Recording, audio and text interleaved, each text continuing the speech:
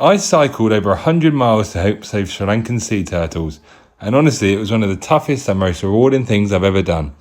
Thank you so much to everyone who donated and to my friends and family who kept me going. I generally couldn't have done it without you. Starting this journey off at 6 a.m. brought cold weather, but I kept a steady pace, warming up the legs and getting to my first checkpoint. The sunrise was beautiful and the view made me realise that this journey was for a good cause. I pushed on towards the coast, breathing in the fresh sea air as I ready for the huge 100-mile ride around the county.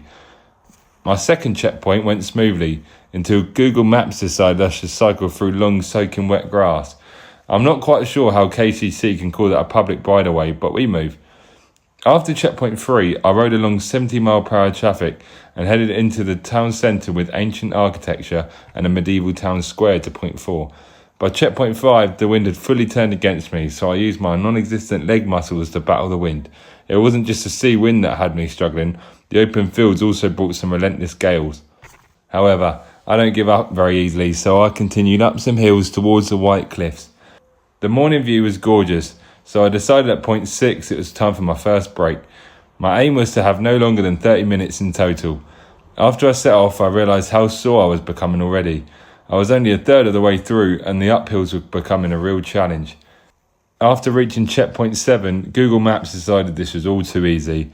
After messing me around by constantly giving me false directions throughout the whole journey, she decided the descent with about 100 steps is suitable on a bike. Listen Google, I'm not on a BMX bike, I can't do stunts. And it didn't get any easier. My knees and legs were burning up as I forced myself through the prevailing wind. With the afternoon sun roasting my back, Google telling me all sorts of nonsense, and potholes making my journey so uncomfortable, I was regretting my life decisions. But every time I thought about stopping, I remembered why I started, and that kept me going strong. With this in mind, I reached checkpoint 8 and soon after I stopped for my second break. When I hit the road again, I was just hit with a hill after hill after hill. Honestly, at this point, my legs had just given up. I was just mentally dragging them along. And as for the British potholes, they're craters in the road. One wrong move and you're doing a front flip over the handlebars. When I reached level ground again, I felt so fast and my legs thanked me that there were no more hills. For now, anyway. After sailing through checkpoint 9, Mapson decided it's advisable to cycle through an active harbour.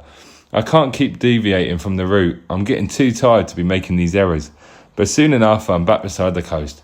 This time though, after all the wind and pain in my knees, my pace was shocking. My vision felt hazy from the lack of fluids I've been drinking. I just didn't realise how much I would need to drink during the whole journey. But when I reached civilization again, this somehow pushed me through to the final checkpoint, completing the outer 100-mile circle. I stopped for a final break, totaling my break up to 30 minutes. As the energy from the final protein bar kicked in, I had 2 more big hills to go, which was surprisingly easy. Knowing the end was near changed everything, and soon enough, I made it. I felt like I just won Tour de France. 9 hours and 51 minutes of riding. That's 10 hours 20 if you're including the breaks, which was an hour later than Google anticipated. But then again, that's Google's fault for sending me downstairs and other seriously crazy deviations. In the end, I rode 115 miles, which is around 185 kilometres. The same distance from London to Birmingham or Brussels to Amsterdam or yeah, you get the idea. For me, that's a long way. But this wasn't about the distance, it was about making a difference. And I couldn't have done it without all your amazing support. So thank you. With your help, we are saving Sri Lankan sea turtles.